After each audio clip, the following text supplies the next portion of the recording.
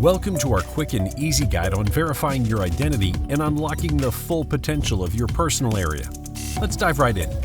To start the verification process, select a valid document proving your identity and its issuing country.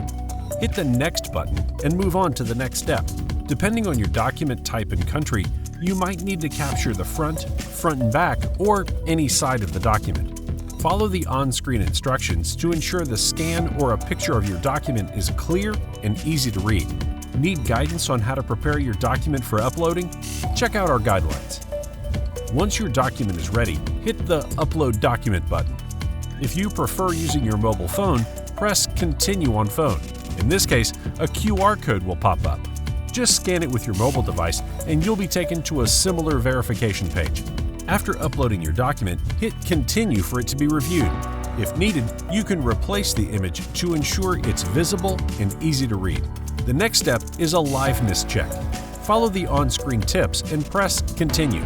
You can also continue the verification process on your mobile phone at this stage. During the liveness check, the system automatically detects your face and guides you through head rotations. The instructions on the screen will guide you.